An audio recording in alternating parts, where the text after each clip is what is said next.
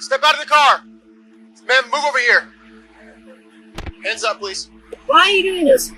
Let me ask you this. What did you do to that girl?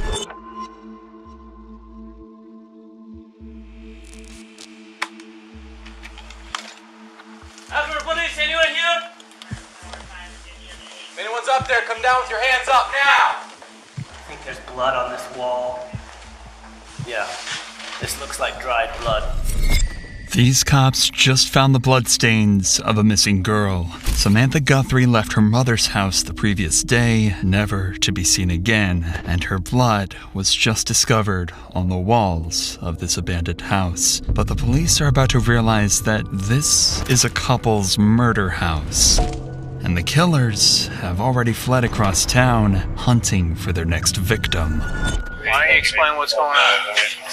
Just really tasteless. What's wrong? With no idea who the next victim of the killer couple could be, and with time running out, detectives find themselves entangled in a web of multiple suspects, all tied to the abandoned murder house. You're looking at some serious problems. I got nothing to say to y'all. Without my attorney present, nobody else sitting here, I got nothing to say. Help us. This is serious. She deserves to get killed like this.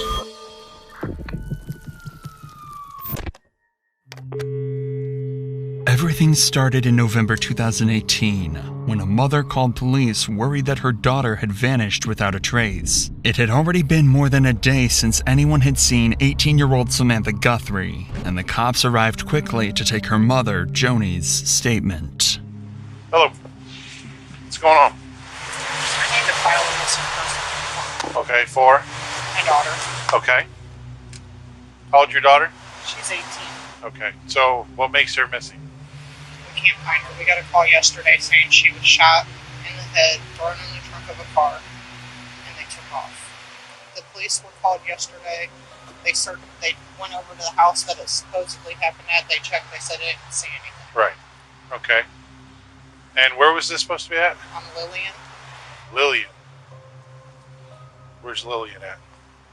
I've never heard of it. Little did this cop know, he'd become extremely familiar with Lillian Street, as it would become the site of hours and hours of investigation and one of the most disturbing crimes to come out of the city in years. But for now, it sounds as though Samantha was murdered, or at the very least kidnapped. But nobody can be sure. All of this information came over a mysterious phone call from someone they didn't even know. What's the address again? 375 Lillian. Why would she be over there? Because she's started getting into bad stuff. Okay. She turned 18. She left. When was that? Okay. So that's the house right there? I don't know what the house looks like. Okay. I didn't go there. It turns out the house that Joni is talking about was due to be boarded up in just a few days. It's in a rough area of town and has been abandoned for months. And as Joni said, Samantha had been struggling heavily. She left home as soon as she turned 18 and instantly fell in with a bad crowd. She was often seen frequenting abandoned houses known to be used by drug abusers and criminals, and she was slowly getting more distant from her family. Yeah, the Lillian address is vacant. I know. And the officers had it boarded up. So, we didn't see no blood, no nothing. But to be honest with you, I think somebody's playing a prank on you. After this, Joni would give over a description of Samantha, including a distinctive butterfly tattoo on her right arm, before telling the cop one more crucial piece of information. You want the name of the person she was last with, the supposed person that shot her? Okay, sure. Danny Hamby. Who? Danny Hamby? This wasn't a familiar name to police, and the officer still wouldn't seem to be too worried by the situation, but that would soon come to change. Because the very same evening, after publishing a missing persons report of Samantha, a lone man would come to police claiming he knew exactly what happened to her, and would lead police to launch a months-long investigation into multiple people, all connected to the abandoned murder house. In Akron, police had just published a detailed description of Samantha, and the morning after, a very worried man would contact and claim to have details that could either save her life or lead them to her body. All right, today is Tuesday, and we're here with, what's your first name? John Marshall. All right, so we're here to talk about something that happened over on Lillian Street back in November 4th. All right, why don't you tell me about what happened that night? John Marshall was the first of many witnesses in this case, and he got in contact with the cops after hearing that they were looking for Samantha. Apparently, he was actually at the house on the night everything happened, and saw it all with his own 2 eyes. The problem is, it almost sounds too good to be true. The cops don't know Marshall and can't necessarily trust him to give a truthful statement, meaning they'll have to verify all evidence he gives over. So as Marshall talks to the cops, we'll be keeping track of each piece of information and then following how the cops investigate and verify it all in order to hopefully solve the case and find Samantha. Sam had been trying to get a ride over to the house for a few hours. I didn't feel like driving anymore to go pick her up, so I didn't pick her up that night. And a few hours later, she showed up from an Uber, I'm guessing, that her dad had. All right, now when you say the house, what's the address? 75 Lillian. Okay. I'm guessing, from what I've been told, her dad paid for an Uber for her to get over there. Okay. This is already an easy piece of information to verify. If Samantha's dad did pay for the Uber, then he'd certainly remember that and be able to confirm it. And conveniently, the cops had interviewed her dad a few hours later, and he did indeed tell him that he'd bought her an Uber that night. On top of that, the address Marshall gave was also correct, so it seems that he's turning out to be trustworthy so far. But I was walking to the Circle K on Copley and Rhodes to get cigarettes and a soda when I seen her and Yoshi walking to the house on Lillian. And about a half hour after I got back to the house, and half hour, 45 minutes or so, Danny showed up and knocked on the back door. I answered the door. Now, how do you know Danny? Just in passing. Do you know him from the house? Yeah. And you know what his last name is? Hamby. Now, things are starting to get weird. That's the name that Joni said could be the killer, and Marshall seems to know him and the people he's friends with. Okay, was he by himself? No, he was with Tony. Okay. Is what I was told her name was. And that one black guy that I've never seen before. Okay, do you know what he looks like? Yeah. I think, what's his name? Marcus? Something with an M, I want to say. What's he look like? William. Okay, William. All right, what's he look like? Tall, about 6'2", 6'3", 225, medium build, okay, dark skin. So they came up to the back door? Yeah. All right, and they knocked on the door? Yeah. And who let him in? I did. Okay, so you let him in, and then what happens? They went upstairs and talked to Jody. Upstairs in Jody's room was Jody, Kim, Kate, Sam, then Danny and Tony, and William stayed downstairs. This is incredibly useful information that Marshall is passing over. He's just given the names of 6 potential witnesses and suspects, and he seems to know them all personally. If this is all true, then Marshall could have just taken this case from no leads at all to almost too much to handle. The only thing the cops need now is verifiable information about exactly what happened to Samantha. That's when the detective asks this question, and gets much more than he bargained for. Alright, so Sam and all of them were upstairs. Yes. So what happens next? I didn't hear any yelling or anything, but music was playing. Mm-hmm. And Sam came downstairs looking kind of distraught, and she looked at me. I'm like, then go out the back door. Go out the back door. If you know, she kind of looked like she was panicking, so I'm like, leave. Right. But she went to the basement, and 2 or 3 minutes later, I heard a little bit of a commotion, and then Sam came upstairs first, and she had like a little bit of a bloody nose. Okay. Or a busted lip, I couldn't tell. And she went back upstairs to Jody's room. Danny and Tony followed. Like, followed her or chased her? No, followed. They just kind of, followed. And 5, maybe 10 minutes later, Sam came running down the stairs. Danny was right behind her, and by the time she got to the 4th or 5th stair down from the living room floor, he shot her in the back of the head. It doesn't get much clearer than that. Apparently, Samantha then fell to the ground, and the house fell into disarray. 2 men named Yoshi and William then started to order Marshall and his friends around before helping to carry Samantha's body to a vehicle outside. The detective was starting to get a perfect picture of what this case really was, but there was still one burning question. Okay, is Sam alive? It sounded She was making noises, but in my past experiences, it sounded more like death gargles. Your body's shutting down. Okay. Honestly. So she's still kind of breathing at this point. Yeah, but she got shot in the back of the head by 8 to 10 inches away with a Smith & Wesson MP40. Okay.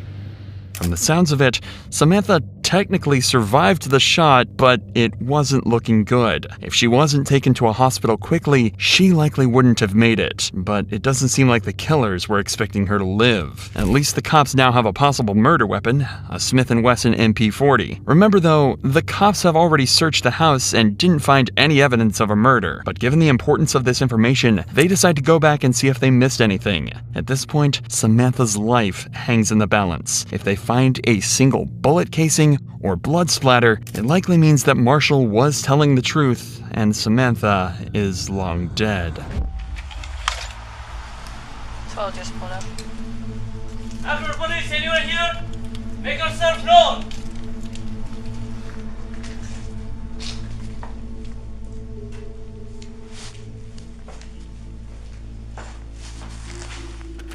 These are the steps that Samantha was allegedly shot on, but the cops can't stop to investigate yet. Knowing how hot this house is and how many places there are for people to hide, they have to be on high alert and clear the entire place out before they can even think about letting their guard down. All 3 officers have their guns drawn and are doing their best to stick together should anybody be inside. I can't get it.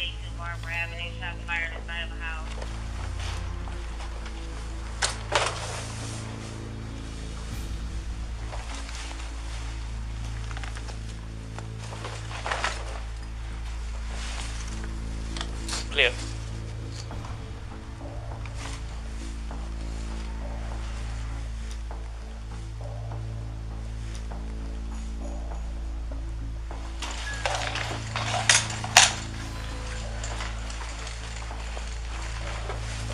Actor, please. Black Camaro leaving the parking lot.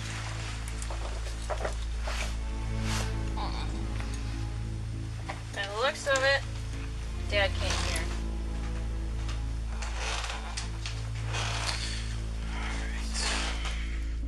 It seems like the house is empty, but it's a complete mess. There's no obvious evidence of a murder anywhere, so it's now clear why the cops didn't find anything their first time here. However, Marshall had told them 2 very important things: exactly where the shot was allegedly taken, and more importantly, that William and Yoshi had actually come back to clean up the scene. That means that any signs of the murder could be extremely difficult to find, but not impossible. In fact, you've actually already seen some evidence that proves Marshall's story to be 100% true. Take another look at the marking on this wall, right below the crack. It's a little difficult to see, but that isn't graffiti. That's Samantha Guthrie's blood. Once the cops spotted this, it all fell into place. Multiple blood spatters that hadn't been cleaned up were found on the walls, as well as the bullet casings that looked similar to the bullets that the Smith & Wesson MP40 uses. Marshall was telling the truth. Danny and Tony were now wanted for murder, and they had 4 other witnesses they could use to track them down and convict them. And in fact, they wouldn't have to wait long, as police were soon called to a house where a girl claimed a couple had chased her with a gun.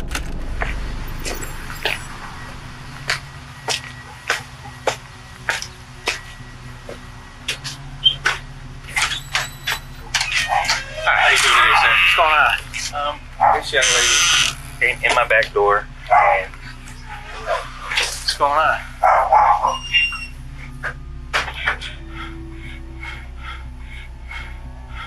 You want to step outside and talk? Who's they? Huh?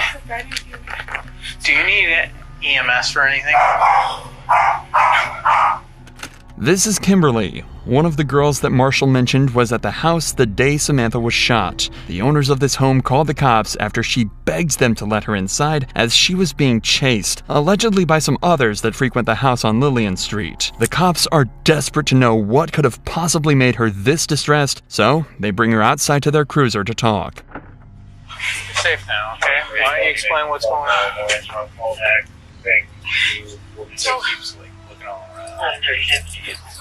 just really chased me. I'm not, that's right. Who's they? What do they look like? This guy named Human. Black guy, white guy? Black, like, short. What was he wearing? Black pants and a black like, short sleeve hoodie thing that like had a hood, like it's drawstring right here, but it wasn't like a hoodie. Just one black guy? You know, they were with a bunch of white guys. And I think a black and white guy? There was a black guy, like 3 white guys, and then it makes I think I was 2 days running. Whatever happened to Kimberly was clearly a blur to her, but the cops are starting to get a little concerned. Barely a couple days after Samantha's supposed death, one of the witnesses gets chased by a group of people holding guns. It could just be coincidence, albeit a terrifying one, so the cops ask her why she was in town to see if this could be related to anything else, and they get the most worrying answer possible. So you're from the Falls, you were visiting a friend here in Akron. Where's that friend at now? And where do you know where they live? I have no idea where they are. I have no idea. I'm gonna run her name. What's the friend's name? What's her last name? Harris. Jody Harris. Do you know what street she lives on? That's a guy. What's that? It's a guy. Okay, what street does he live on? He's on Lillian. What is it? Lillian? The only reason Kim was in town was to meet her friend Jody on Lillian Street, and she doesn't know anyone else from around here. That's when the cops come to a horrifying realization. They think Kim was just attacked because she was a witness to Samantha's supposed murder, and now they have a terrifying situation on their hands. If they don't track down the killers and all their accomplices quickly, they could be looking at a lot more than just one murder. This case had now become a top priority, and all local officers and detectives were on high alert for any leads that could help them find even just one of the suspects. And that's when they got a potentially life-saving call. A man was claiming that Danny and Tony had pulled a gun on him inside the house, and that the suspects were now in the parking lot outside bragging about killing somebody just days earlier. Cops immediately headed to the scene, thinking this might be their chance to catch the lead suspects behind Samantha's disappearance. Step out of the car! Step out of the car! Man, move over here! Step out of the car! Hands up, please. Hands up, please. What is that? Okay. Put all that stuff down. Put it down! Why? Why are you doing this? Put it down! Hands on top of your head! Why are you doing this? Stay right there. Turn around. Turn around. Nope. Stay right there. I'm telling you for now, okay? I'll explain to you what's going on in a second. Do you have any sharp on you? No. Any weapons or anything? Don't reach for nothing. Do you have any weapons on you? Have a seat. Stand up for me.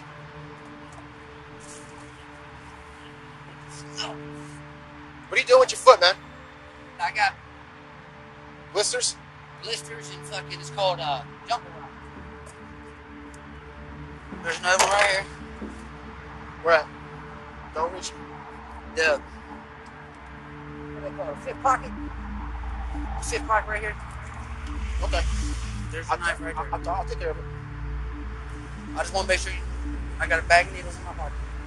A bag of needles, you said? Yes, sir. So far, this has been surprisingly easy. At this point, the officer had no idea it would actually be the interrogations that'd be the hardest part of this process, but he's enjoying the simplicity while it lasts. Soon, a couple more officers arrive on the scene to help search Danny and Tori, secure them, and collect some information before they're taken away for questioning. I haven't been upstairs to talk to whoever lives here yet. Okay. When I pulled up, he was in the driver's seat. She was digging in the trunk. As soon as she saw me, looked like she did something, and she closed it real fast. I just did a quick pat down to make sure they didn't have any guns on him. But if you guys could try to get a hold of him, figure out what the hell is going on here. You don't have anything on you that's going to poke me, frick me, anything like that, right? No weapons we need to be aware of? If you do, tell me now. I actually had my gun. I only had it because. Where is it at? Is it loaded? It's not loaded. I only have it because I moved. Is it right here on the side? Yes. I don't want to set it off. It's not I don't. I know. I never used it before. My mom made sure I took it with me to the bathroom. I'm the one. She got a gun in her wall. I haven't found his yet. Where's her? You got a gun? I had 2 knives off laying there. 2 knives. What's your name? Danny. Is it okay if I check your pockets here real quick? Yeah, we're not trying to give anyone a hard time. We got a call that people with guns and warrants and things like that. Warrants? You have to look at there a little bit of... Fentanyl? No, hell no. Oh, Lord, no. What is it? Meth. Meth? Just come around here. There you go, good. Eventually, the officers brought Danny and Tony back to the station for interrogation, and this is where the hard part started for the detectives. Lieutenant Whitten, Detective Ross. How you doing? So, they got you with a gun. Okay. You okay? I want my attorney. Okay. Can I read what you did anyway? Yeah. For the record? You have the right to remain silent. You understand this, right? Here, it's important to note that Danny thinks he's been brought in just because of the gun incident. At this point, he is unaware that police have him and Tony as lead suspects for Samantha's disappearance. Detectives are doing this to potentially lead him into a fake story or timeline that they can prove wrong later. You've indicated that you want to talk to your lawyer? Correct. I don't know what it's about, but I still want my attorney. I know that. Okay. I do this. All right. I don't know what to do about your... So that 11 numbers, give me my attorney. All right. Man, I don't know what we can do about your freezing, but maybe get you out of here as soon as we can. How's that? While you're here, can we cover, at least cover something? You can talk, I ain't gonna say nothing. You mind if we get some swabs from you? Like I said, you can talk, I ain't gonna say nothing. All right. Look, I'm gonna tell you like this, man. I got 11 numbers, 23 years in the system. I ain't got nothing to say to y'all. Without my attorney present, nobody else sitting here, I ain't got nothing to say. Danny's been in this situation before, and he knows exactly what to do. At the very least, stall the detective's process for as long as possible. He's staying quiet and refusing to speak without an attorney present, as is his right. So the detectives have no other choice but to switch over to Tony and see if she will budge instead. Yeah, have a seat there, everyone. I'm Lieutenant Whitten. This is Detective Ross. Hello. Hi. Look, I didn't know anything about KCW. I never had a weapon before in my life. My mom gave it to me because I started working here at late night. So. We're going to read your Miranda rights, okay? They already did that. Okay. Good. Okay, you understand them and everything? Okay. There's a girl that's missing.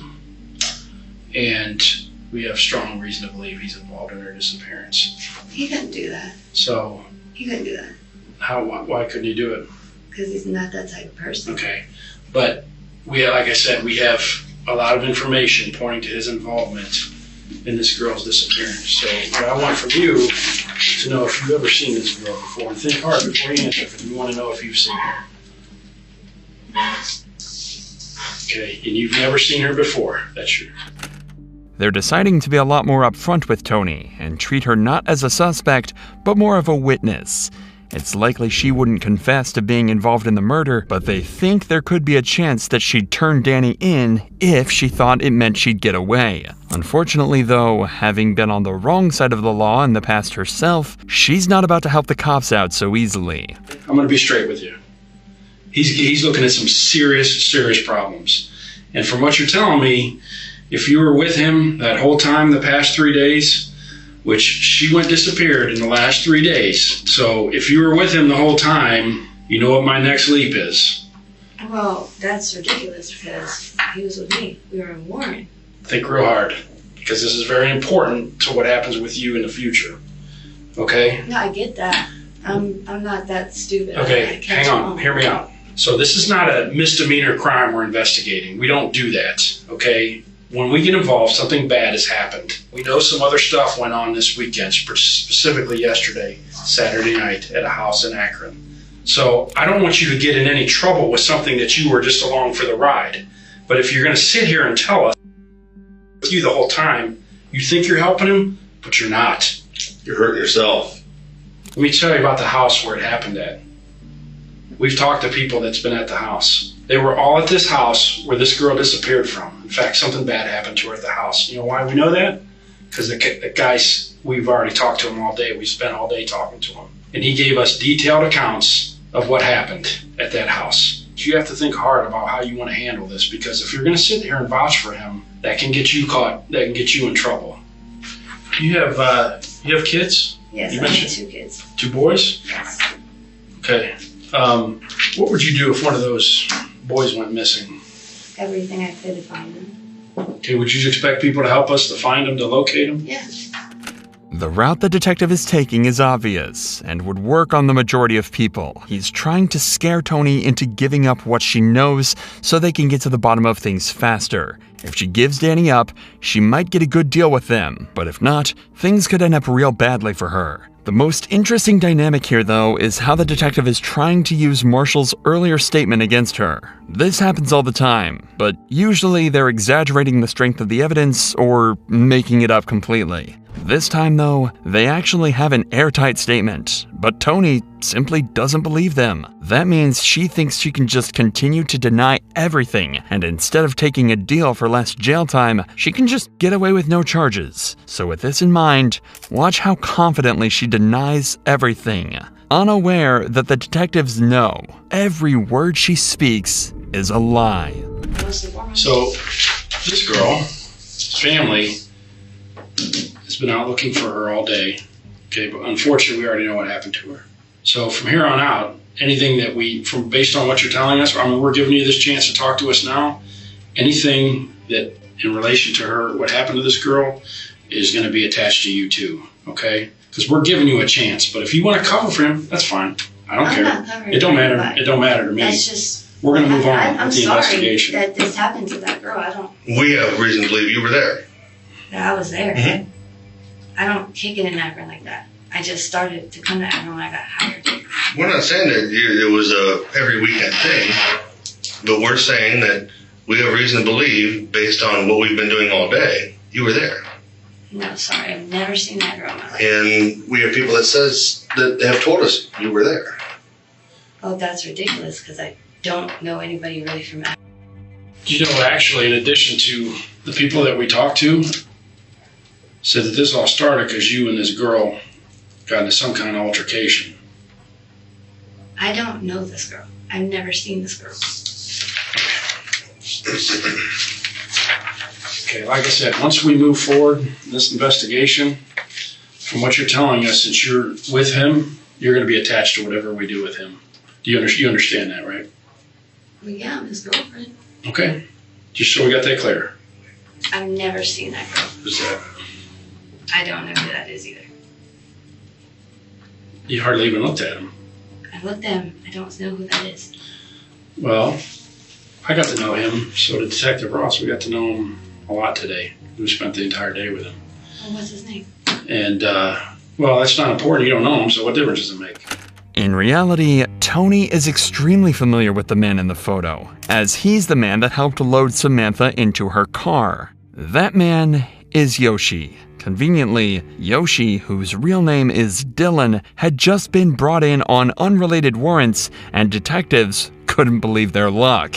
One of the main witnesses, possibly even an accomplice, had been brought right to them without any effort whatsoever. The best part? Dylan wasn't the hardened criminal they expected. In fact, his interrogation was unlike anything you've ever seen. Not only is it truly heartbreaking, but it was actually key to putting not one, not two, but 3 people behind bars for Samantha's murder. Help us. This is serious. Did something bad happen to her? I don't know. She's a young girl, man. No. What happened to her? I don't know. I just found her a couple of days ago.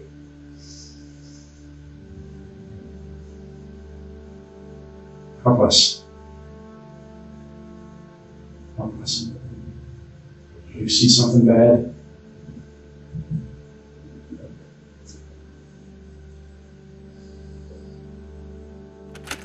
Not 5 minutes into the interview, we see an emotion painted on Dylan's face you don't often see in the interrogation room. He's holding back tears, trying to hide his face, and is exhibiting a type of stress you rarely see in criminals. He's terrified and devastated at the same time. After all, he's just 19 years old. He shouldn't be caught up in all of this. The detective picks up on this immediately and wants to figure out precisely why Dylan feels so strongly about all this. They spend some time discussing simple details, with Dylan deflecting pretty much everything. But this whole time, the stress is building up in Dylan, and 15 minutes later, the detective notices that he's on the verge of completely breaking down, and he decides to exploit this perfectly. What did you see? I told you what I saw. No, I mean, there's more that you saw. We need your help. She deserves to get killed like this. Help us. What if this was your family member, your sister? Hey, there comes a time where in your life where you have to make a right decision, do the right thing. We need your help. She's actually dead. Okay. Is she? That's what I'm talking to you about. Did you see something that happened to her? If we talk about it, you're going to feel like the weight of the world is off your shoulders.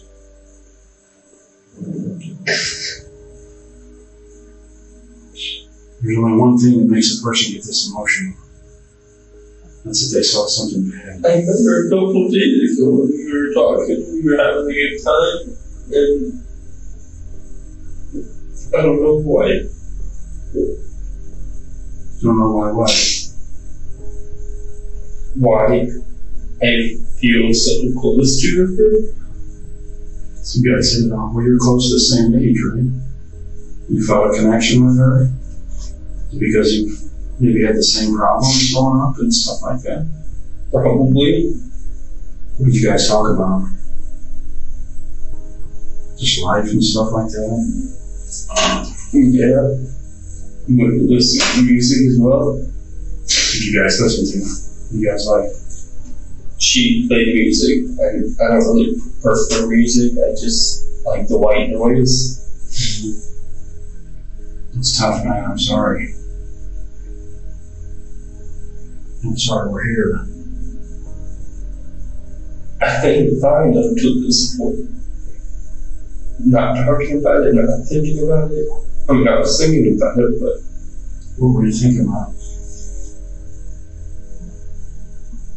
Just that this person that could have been a potentially good friend, or maybe, I don't know, is not going to be that person.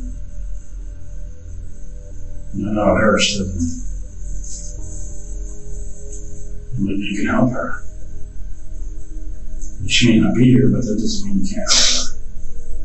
Help her what? Let's find out what happened to her. There are hardly any words to describe what Dylan must be feeling here. He was clearly born on the wrong side of the tracks and fell in with a bad crowd. He also clearly loved Samantha, which is really the biggest tragedy of all. Over the dozens of interrogations with witnesses that were conducted, detectives realized that Samantha was murdered over a small disagreement with Danny and Tony. It was needless, senseless, and ruined countless lives, and Dylan is unwillingly right in the center of it all. The detective gives Dylan a moment to calm down and work through his emotions. Then he tells Dylan that he has one more chance to tell him what happened, bring peace to Samantha's family, and get to the bottom of this once and for all. I was on my way out. Sam came back in, and I guess his girl or someone came in with her. They were yelling at each other, arguing, going towards the direction of downstairs. She turned around, came back, either slapped her or put something on her cheek or something. I don't know. And she went downstairs. While she was on the stairs, turning that corner to go down the rest of the stairs, he followed her and held the gun up, shot. I don't know where he hit her. He only grazed her. She fell on the ground at the bottom of the stairs. I had to carry her out to the trunk. Did he make you do that? Did he make you carry her out to the trunk? I wasn't not going to. You still had the gun out at that time? No. But I mean, that's not what had me do it. I mean, there's a body in the living room and blood everywhere now. So we got on the furniture out of the living room. Or I got on the furniture out of the living room. Tore up the carpet. Cleaned up the wooded floor underneath. Where's the carpet at? Gone. On where? Burned. How'd you get all the furniture out of there? I moved it. What did you do once it was outside? It wasn't outside, it's all in the kitchen. Still in there? Probably. Everything Dylan has said lines up perfectly with not just Marshall's statement, but the evidence too. Outside, the detectives found a fire pit where something had recently been burned. They surmised that this was a carpet with all of Samantha's blood on it.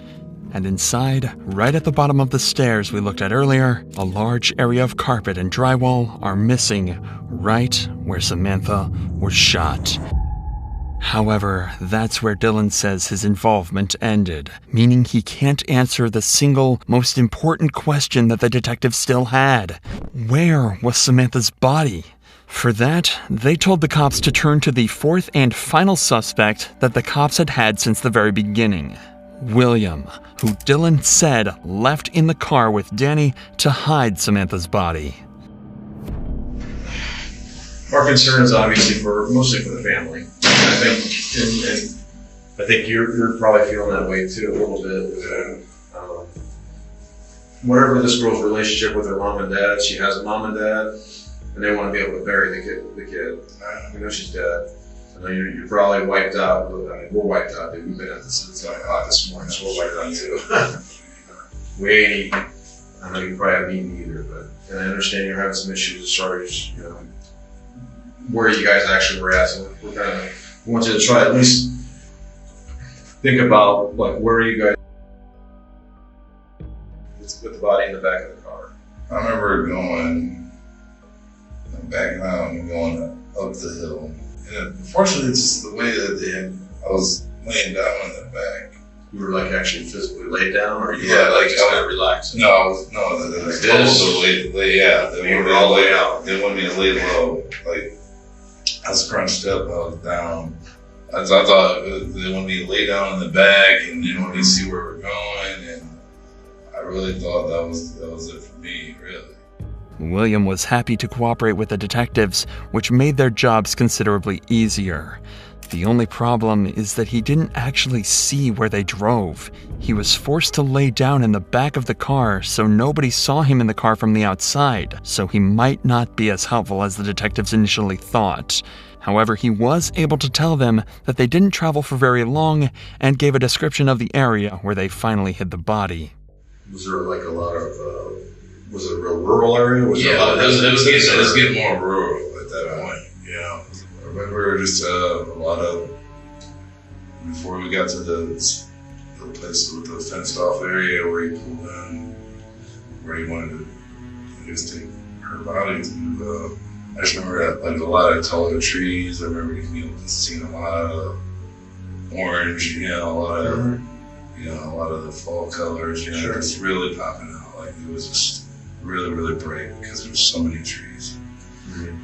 So I knew we were getting more work. Then I popped up to get out of the car. Like I said, it was just like a 2-lane road, not really marked, just a 2-lane road. I didn't see any cars coming and going. It wasn't the most detailed description ever, but it turns out it was all they needed. A few days later, an officer mentioned they might know an area just outside of Akron that matched the description, so they sent out a patrol car to search the area. And, sure enough, they found it. Samantha's body, lying amongst the dirt, not even buried, just dumped out in the open. Immediately, they were able to identify it by the butterfly tattoo on her arm that her mother had mentioned all those days ago. Their search had finally come to an end, and her family could finally make peace. The only question now was what to do with the suspects. The detectives clearly named Danny as the murderer, with Tony having a large role in the murder too. However, despite how helpful William ended up being, the rest of his interview and other witness statements implied he had a lot more to do with the murder than he initially let on. So he was charged with abuse of a corpse and tampering with evidence, with a sentence of 10 years. And the court had to decide on the fate of Dylan, the 19-year-old. They decided that he shouldn't have been involved in this, and given a second chance, he might be able to get his life back on track. So he was charged with tampering and obstructing, but he was only given 5 years of probation.